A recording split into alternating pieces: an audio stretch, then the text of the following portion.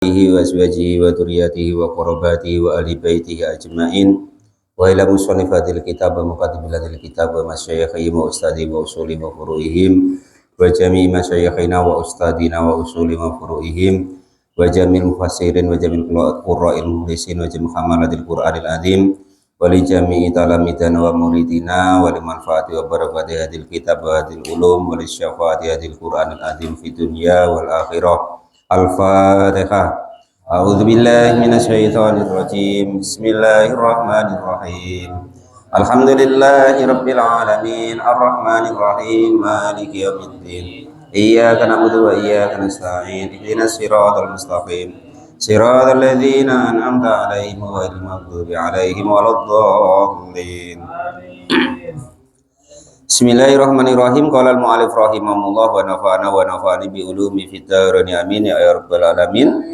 Surat An-Nisa ayat 101. A'udzu billahi minasyaitonir rajim.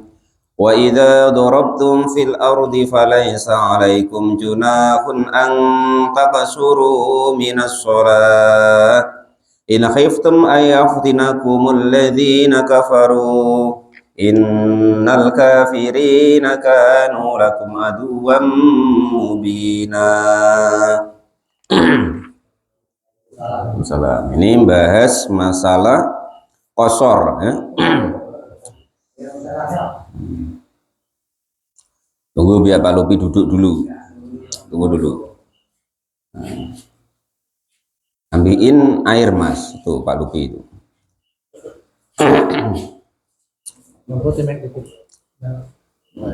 Jangan, kakek yang nyuntik kita siapa Pak?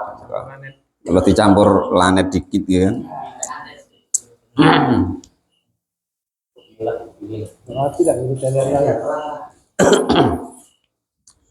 Bismillahirrahmanirrahim. Qala al-mu'allif rahimahullah wa idza darabtum, dan ketika bepergian. Doroba itu artinya mukul. Ya kan itu. Nah, jadi walaupun kata-katanya doroba, tapi maknanya itu sedang dalam keadaan perjalanan gitu ya. Wa idza darabtum, dan ketika berjalan siapa kalian semua dalam keadaan perjalanan. Safartum artinya dalam keadaan perjalanan siapa kalian semua. Fil ardi, di dalam buminya Allah ini. Nah, kalau dalam keadaan perjalanan, falaisa, maka tidak ada alaikum atas kalian semua apa junahun dosa. Fi ang taksuru, di dalam jika mengkosor siapa kalian semua minas sholati, dari melaksanakan sholat. Bi ang tarudduha, jika kok mengembalikan siapa kalian semua kepada sholat min arba'in, dari yang 4 rakaat ilasnataini, kepada 2. Nah, ini dalil Qurannya. Lah kemarin kan dalil fikihnya sudah ya. Kemarin belum dibuat YouTube-nya yang dari Pak Mukhlis tuh, kalau yang apa namanya qasar ya.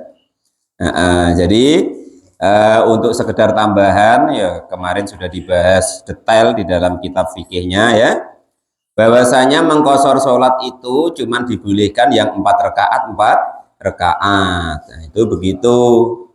Nah, jangan pula nanti yang 1 rakaat 2 rakaat diqasar pula. Subuh mau diqasar jadi 1 rakaat, tidak boleh, nggak ada aturannya gitu. Ya cuman kan ada orang yang berpendapat begitu, ya biarin gitu maksudnya. Ya cuman kita beramal itu dengan ilmu, tahunya kita ya kan, baru tahunya kita kan lebih hebat dia, mungkin dia tahu bahwa 2 bisa menjadi 1. Kalau kita kan belum tahu. Nah ya, jadi dari 4 rakaat menjadi 2 rakaat. Nah terus bedanya qasar dengan jamak ya. Itu kalau jamak itu boleh dibedakan waktunya. Mungkin waktu zuhur boleh dikerjakan waktu asar atau sebaliknya.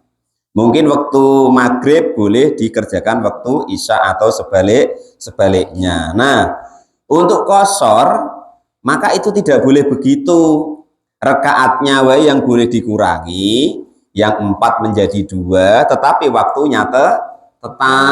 Nah gitu loh ya. Nah, karena termasuk diperbolehkannya qashar, syaratnya yaitu sholat yang adaan. Nah gitu Pak Topik ya. Nah enggak boleh kok nanti mengqashar yo jamak yo qashar. Nah itu enggak boleh. Qashar rukhsah tersendiri, menjamak rukhsah atau keringanan tersendiri.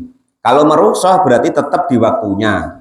Cuman yang asalnya pemon duhur 4 rakaat boleh cuman 2 rakaat. Asar juga begitu. Isya juga begitu. Yang boleh dikosor cuman tiga sholat itu. Duhur, asar, isya. Selain yang itu tidak boleh dikosor. Nah, itu begitu. Lah, beda kalau menjamak. Nah, kalau menjamak itu ibaratnya waktunya boleh berpindah. Dari duhur boleh dikerjakan di waktu asar, namanya jamak takhir, atau sebaliknya dari asar dikerjakan di waktu duhur, namanya jamak takdim. Nah, maghrib dengan isya juga begitu. Nah, gitu ya. Nah, itu bedanya. Kalau qashar harus di waktunya, harus adaan maksudnya, tidak boleh sholat yang pot. Atau contoh Pak Topik umpama ya kan, ngodoin sholat duhur yang dulu. Lah kok dikosor lah, itu tidak boleh gitu maksudnya. Nah, untuk jagoi itu loh. Nanti Pak Giwo keenaan. Ngapa Pak Giwo sholat 2 rakaat? Ngodoin duhur dulu. Itu tidak boleh. Kalau dalam hukum ini, hukum fikihnya, ya kan itu. Ya walaupun nanti kalau fikih yang ngawur-ngawuran, ya yang penting mau sholat ya gitu ganti ya. Cuman aturan fikih yang adhar itu begitu. Nah, jadi kalau sholat qadha tidak boleh dikosor loh bagi dia. Yang boleh dikosor itu sholat yang adaan, termasuk kemarin salah satunya syaratnya itu. Terus di sini sebelum diteruskan, kalau di dalam Quran dan akhirnya nanti diterangkan dalam fikih, jadi mengkosor itu keterangannya bukan kok cukup tentang bahwa 4 rakaat jadi 2, bukan itu saja. Nah, ya. Tapi nanti bisa yang harusnya menjadi rukun menjadi tidak, yang seharusnya menjadi batal menjadi tidak. Nah, gitu. Nah, yang seharusnya itu nggak boleh jadi boleh. Contoh, qashar atau keringanan sholat di dalam tentang sholat khauf atau sholat dalam keadaan takut ketika dalam peperangan, nah, kan gitu. Nah itu nanti sudah tidak bisa lagi dibuat aturan yang pasti. Nah gitu ya. Jadi ketika tegak boleh sambil berlari sambil perang. Itu kan termasuk rukhsah juga Pak Topik. Termasuk keringanan tapi modelnya seperti itu. Jadi yang harus kita ketahui intinya qashar itu adalah meringkas atau memotong daripada sholat. Nah, pemotongan atau peringkasan tadi itu nanti yang macam-macam sesuai dengan kebutuhan fikihnya.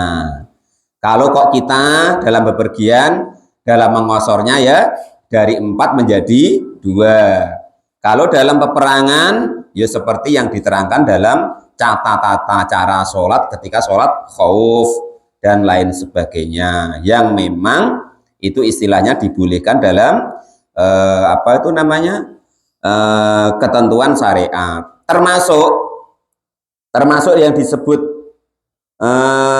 qashar, yaitu harusnya yang berdiri boleh dengan duduk atas keadaan tertentu, yang harusnya berdiri boleh dengan berbaring, nah, tidur miring, karena berdiri tidak telap lagi Pak Lupi ya. Sudah dibawa ke Pak Lupi masih enggak juga ngatasi umpama kan, ya mau enggak mau sholatnya dalam keadaan baring miring enggak bisa, telentang enggak bisa, geleng-geleng kepala. Nah, geleng kepala dulu, wah palanya sudah seteruk Pak, enggak bisa digelengkan, ya sudah kedip mata itu ya termasuk rukhsah gitu ya. Kedip mata enggak bisa lagi, masih wajib sholat asal masih hidup, yaitu memperjalankan rukun sholat di dalam hati. Nah, Dalam hati tidak bisa, lah itu baru. Ya macam kita ngaji dakok kemarin disolati gitu.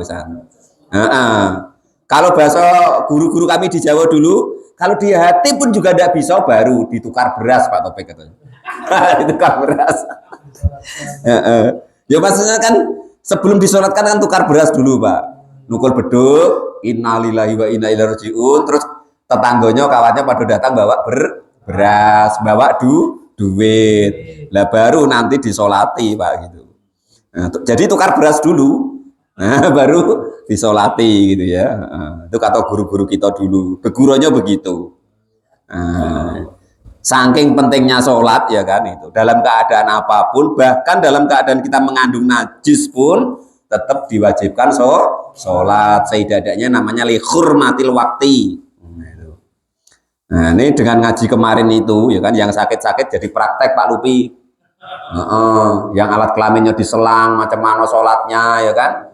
Ya asal sholat, bisanya bagaimana? Nah, gitu. Wah nggak bisa wudhu Pak, ya udah usah wudhu, ya kan? Alat kelaminnya ada najisnya Pak diselang, ya nggak usah disucikan dulu. Nah, tapi tetap sholat, namanya li hurmatil wakti. Ngapa kok begitu? Takutnya nanti nggak sembuh, langsung mati. Niatnya nak ngodoin itu, nah, rupanya nggak sampai Pak.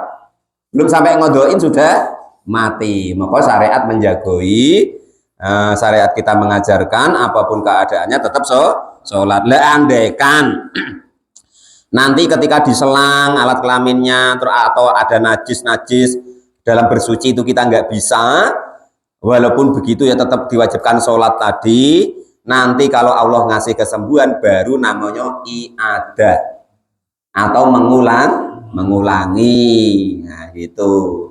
Lah andai kan kok kelantur sampai ketukar beras tadi Pak De, kita sudah nggak dosa gitu loh ya. Nah itu maksudnya tuh begitu. Nah, bisa dipahami itu maksudnya ya. Ngapa kok sampai seberat itu sholat tuh harus, nah gitu ya. Karena selagi masih hidup wajib sholat. Kemarin Islam balik berakal, sebenarnya tambah satu, hidup. Nah ya, maka maksudnya hidup nyawa loh Pak. Nah, kakek Pak Janes dipikir hidup yang lainnya ya kan. Nah, itu udah masuk Pak yang bahasan ini, nyawa maksudnya. Nyawanya asal masih ada, mau nggak mau Islam balik berakal hidup. Mau nggak mau, bisa nggak bisa, sah nggak sah, bener nggak bener, diterima atau tidak, dapat pahala atau tidak, di waktunya atau lewat, maka masih dituntut dia untuk melaksanakan sholat 5 waktu. Itu diingat-ingat yang sudah balik, ya kan? Kemarin kalau anak-anak umur 7 tahun mulai diajari, umur 10 tahun Pak Topik kok belum sholat dipukul. Nah terus kalau anak-anak yang umur 60 tahun bagaimana itu? Mukulnya tuh bagaimana gitu? Anak-anak umur 40 tahun, 50 tahun kok belum mau sholat. Nah terus bagaimana caranya? Gitu. Nah, itu.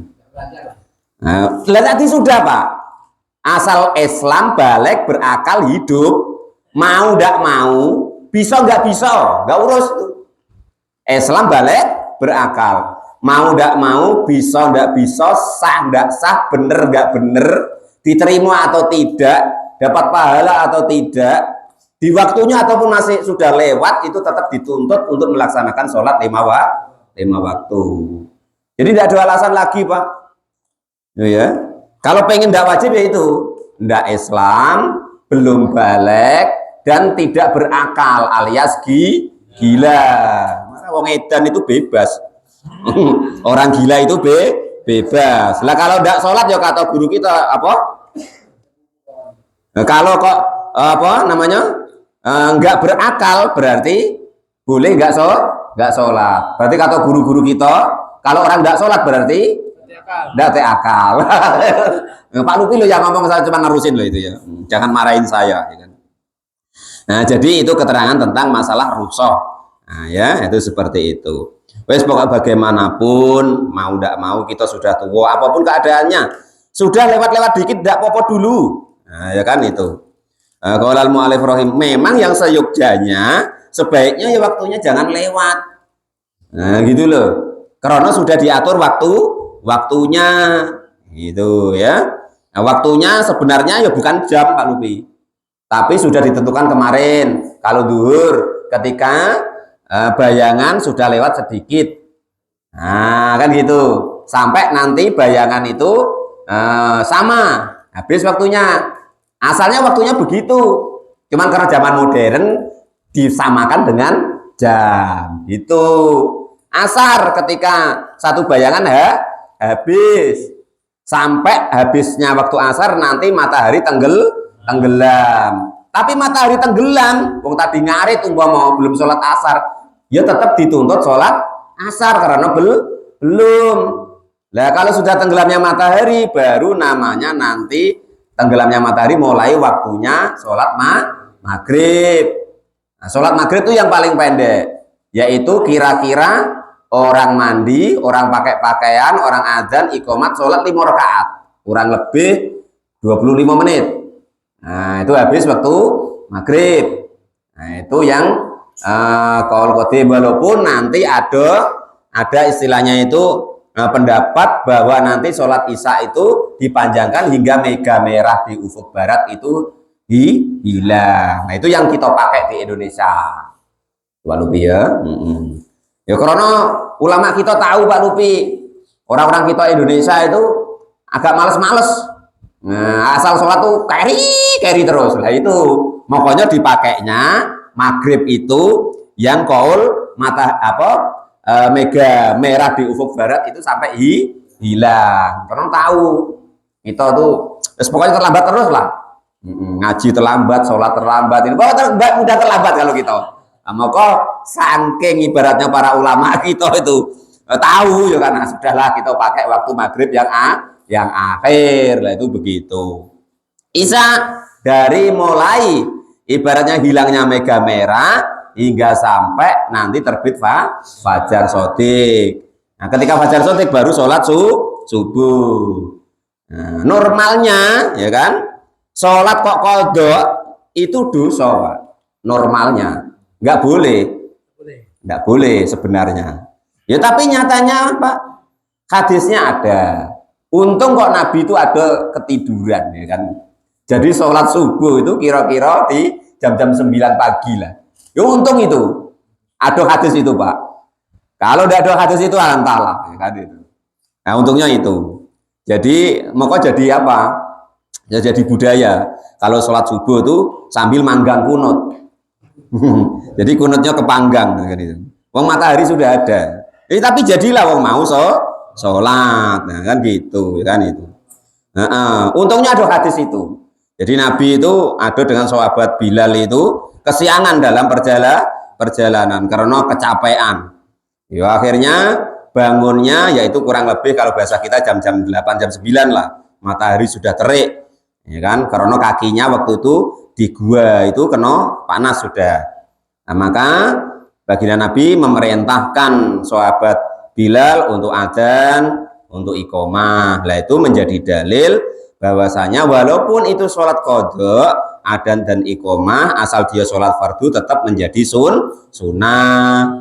Nah, sunnahnya sebelum sholat fardu yaitu adzan dan iqomah. Nah, itu. Tapi kalau pas kesiangan Pak Lupi ya jangan kenceng-kenceng. Nanti Pak Lupi di rumah adzan jam 9 pagi ngodoi subuh umpama kan. Adzan kenceng pula. Ya kan? Allahu Akbar sampai as-sholatu khairum minan naum ya kan. Nah, jam 9 pagi. Wah, repot nanti kalau kenceng-kenceng ya kan. Dikira aliran baru. Jam 9 kok as-sholatu khairum minan naum ya kan. Nah, adzan dan iqomah sudah bisa dipahami ya. Jangan ribut lagi tentang adzan, jangan ribut lagi tentang iqomah.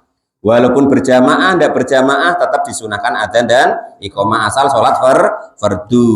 Entah di rumah, entah di kebun, entah di masjid. Nah, kapanpun kita mau sholat fardu, entah berjamaah ataupun sendirian, tetap disunahkan dulu adzan dan iqomah. Sudah selesai ya. Nah, qashar dengan jamak. Qala al-mu'allif rahimahullah. Ang taksuru minas sholat. Bi ang turadduha, gambarannya jika mengembalikan siapa kalian semua kepada sholat min arba'in dari 4 rakaat ila snataini kepada 2 rakaat.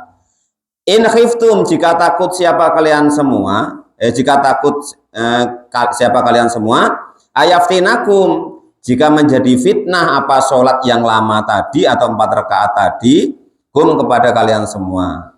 Ayanalukum artinya mengenai atau terjadi kepada kalian semua bimakruhin dengan sesuatu yang apa tuh namanya, yang tidak seneng lah, sesuatu yang tidak seneng. Artinya apa ada musuh, apa ada nak cepat-cepat ketinggalan rombongan, ya kan? Atau kalau sholatnya enggak cepat atau enggak dikosor nanti hartanya hilang dan lain sebagainya. Ya, dulu sholat itu enggak macam kita Pak Lupi. Kalau sekarang kan masjid musola itu setengah kilo satu, sekilo satu, ya kan? Nah, itu. Kalau dulu satu kota masjid itu cuma satu, ya itu wajar kalau penuh. Ya maka kita jangan ribut masalah andaikan kok di kampung itu masjid kok ibaratnya tuh yang jamaah cuma 1, 2 atau bahkan organ tunggal Pak Janis ya, yang yang adzan, ya yang iqomat, ya yang imami, ya jadi makmum, ya enggak apa-apa. Itu sudah makmur kalau di dusun, nah, gitu loh. Nah, kecuali kalau kita tuh orang Pondok Galuh semuanya, masyarakat kita, atau orang paham agama semua, imannya kuat semua, loh, baru ukuran masjid makmur itu ya seperti yang diterangkan itu.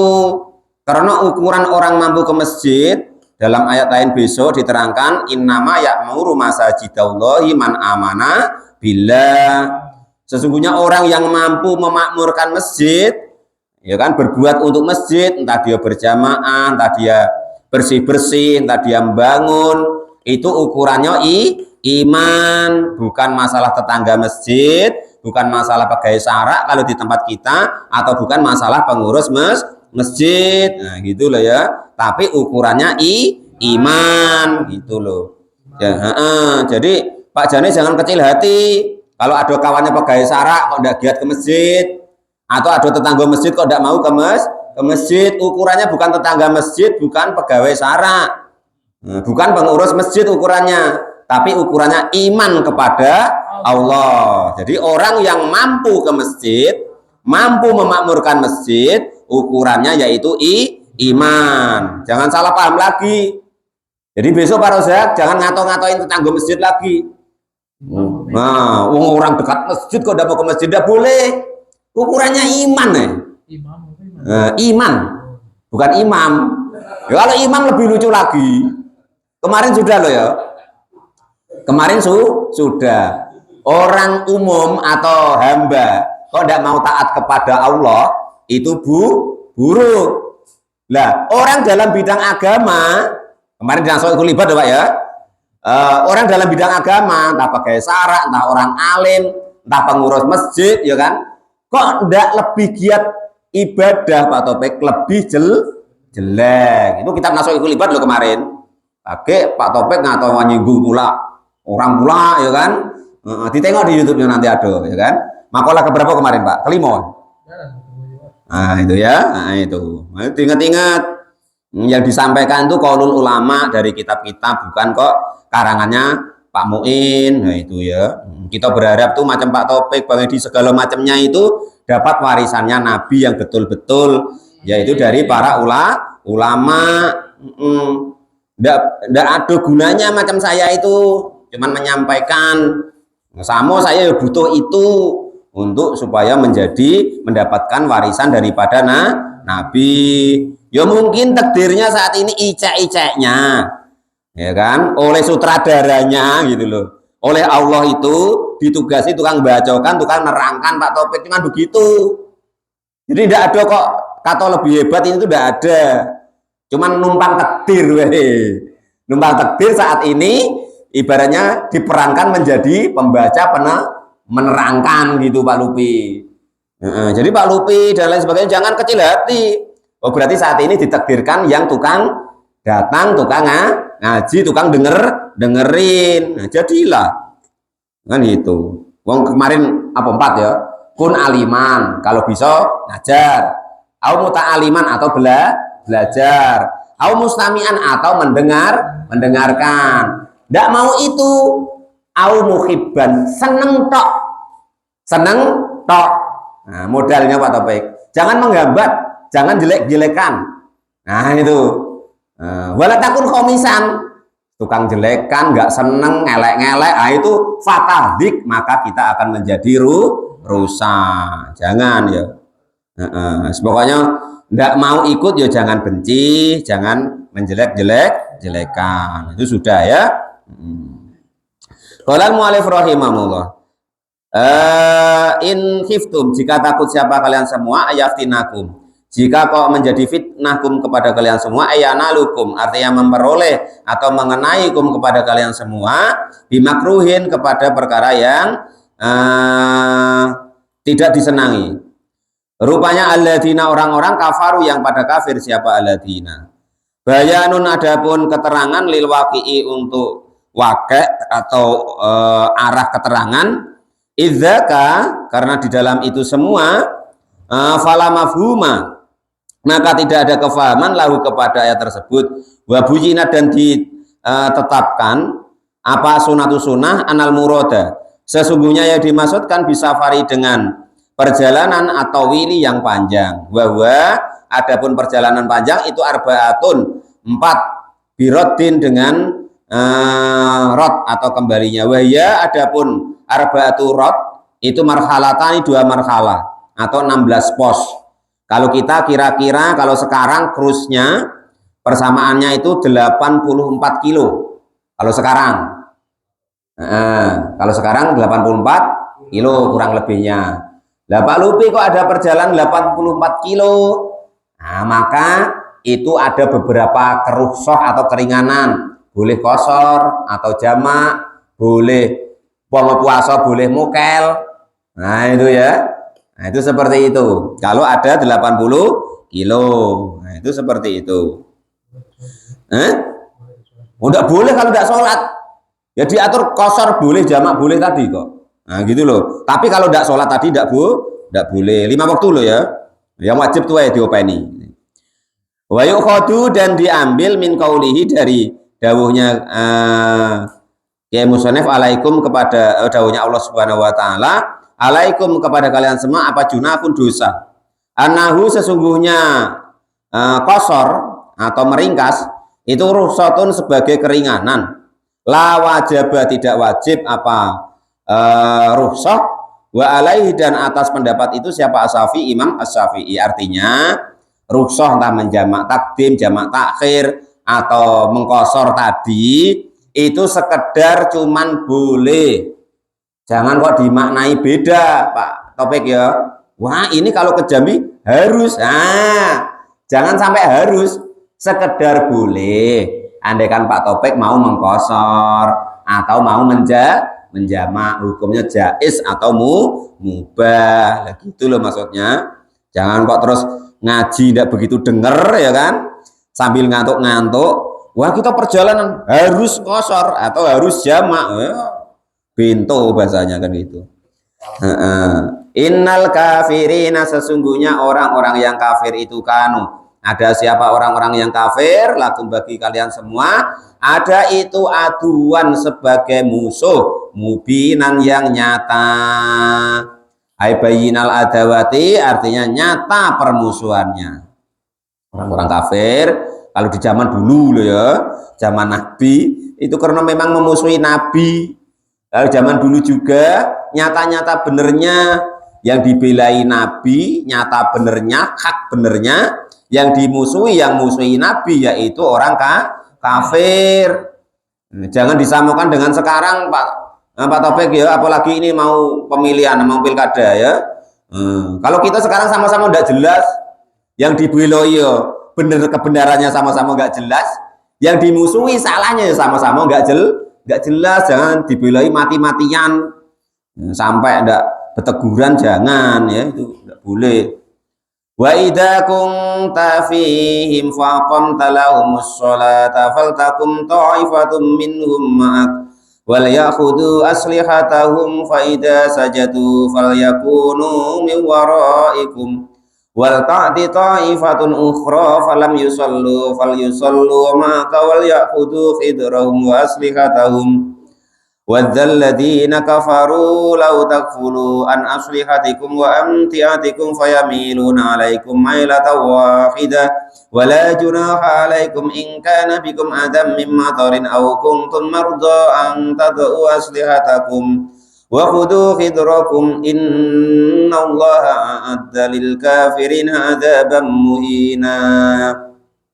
Wa idza kunta, dan ketika ada siapa kalian semua ya Muhammad, wahai Nabi Muhammad, ay hadiran artinya hadir, fihim kepada mereka yang pada perang terus lagi sholat tadi, wa antum, dan adapun kalian semua itu takhafuna pada takut, mengkhawatirkan al adwa kepada musuh.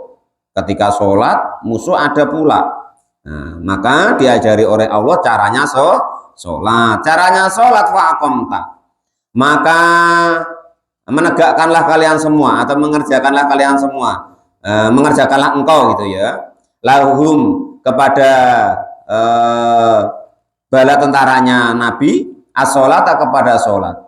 Wada, dan adapun inilah keterangan itu jaro berlaku ala adatil Qur'ani, atas adatnya Quran, fil khitobi, di dalam khitab atau penyampaian. Fala mafhum, maka tidak ada mafhum lahu kepada khitab ini. Maksudnya gini, ini kan tadi tentang musuh, terus wakeknya tadi mukhotob, lah kok terus jadi jamak. Nah maksudnya gitu. Lah mafhum-mafhumnya seperti ini dalam Quran itu biasa ya. Nah, jadi dalam Quran itu khitab untuk Nabi khusus, nanti hukumnya untuk Nabi. Ada yang itu khitabnya untuk Nabi tapi hukumnya untuk umum. Nah, ada yang khusus untuk saat itu. Nah, ada yang ya saat itu disampaikan tapi untuk hukum selama-lamanya. Nah, ada yang untuk pribadi, ada yang untuk umum. Dan nas-nas atau hukum Al-Quran itu nanti ada nasah, ada mangsuh. Nah, nanti nasah mangsuhnya ada Quran dengan ayat Quran, ada nasah mangsuhnya dengan hadis ataupun sebaliknya. Itu gitu. Nah, ini dikasih tahu oleh Allah tata cara, yaitu sholat khauf kalau bahasa fikihnya ya, walaupun dalam beberapa. Faltaku, maka tegaklah engkau kalian semua. Faltaku, maka tegaklah siapa ta'ifatun, satu golongan, minhum dari golongannya tentaranya Nabi, maka bersamamu wahai Muhammad, watata akhara, dan mengakhirkan siapa ta'ifatun, golongan yang lain atau barisan yang lain, wal yahudu, dan mengambillah ayat ta'ifatu artinya golongan atau barisan, allati, yaitu barisan atau tentara komat yang berdiri siapa tentara tadi, maka berserta kalian semua tegak aslihatahum kepada senjatanya mereka, ma'hum bersama mereka. Jadi caranya yang satu sholat nurut langsung apa yang dikerjakan Nabi, yang satu jaga lah gitu, maksudnya yang satu baris atau satu apa itu namanya, satu peleton lah gitu. Seperti keterangan fikih kemarin dulu ya kan gitu. Faida sajadu, maka ketika sujud siapa mereka, aisyolu artinya sholat siapa mereka, falyakunu, maka adalah siapa atau ifatu golongan ukhra yang lain, miwaraikum dari belakang kalian semua, yuharrisuna pada menjaga, ila ang takdu, jika sampai siapa kalian semua atau menyelesaikan as-sholat kepada sholat. Wa tadhaba, dan juga mengerjakan siapa hadil taifatu, inilah golongan, ataharrosa, dengan menjaga. Wal ta'ti, dan setelah selesai, sampai selesai sujud, sampai tegak lagi, maka baru datang atau mengerjakan siapa taifatun, golongan ukhra yang lain, lam yusallu, yang tadi belum sholat, fal yusallu, maka sholatlah ma'aka bersamamu. Nah, jadi asalnya yang satu golongan sholat bersama Nabi. Nah, ketika Nabi nanti ruku atau sujud nunggu, tapi yang apa itu namanya, yang tadi serempak Nabi sudah tegak lagi, lainnya ikut ruku terus i'tidal terus ikut sujud Nabi. Nah, kurang lebih begitu. Wal yahudu, dan mengambillah siapa kalian semua, khidrokum kepada senjata kalian semua, wa islihatikum dan juga pedang kalian semua, ma'hum beserta mereka yang lagi sholat, ila angtakdu hingga jika sampai selesai siapa mereka as-sholat kepada sholat, wa qad fa'ala dan sudah benar-benar mengerjakan siapa baginda Nabi Agung Muhammad sallallahu alaihi wasallam kadzalika dengan demikian keterangan bibatni nakhlin yaitu di lembah daripada gunung Nakhl. Rawahu meriwayatkan kepada hadis siapa Syekhoni Imam Bukhari dan Imam Muslim.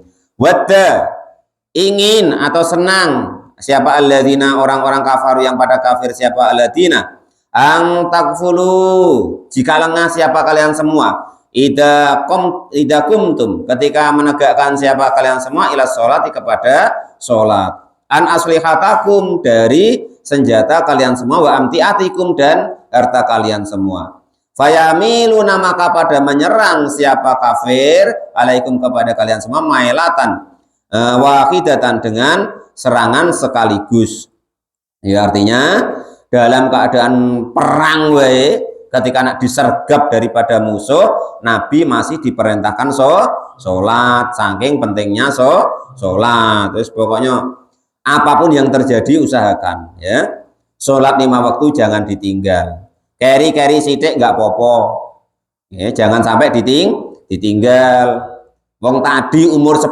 tahun disuruh mukul anak-anak umur 10 tahun kok belum sholat lah kita sudah anak-anak 40 tahun ada yang 50 tahun ya kan ada yang 60 tahun kok masih tinggalkan sholat lah ukurannya kali lipat dari 10 tahun tadi mecutnya maksudnya gitu. Qala al-mu'allif rahimahullah kalau orang lain tidak berani mecut ya mecut dirinya sendiri nah, gitu.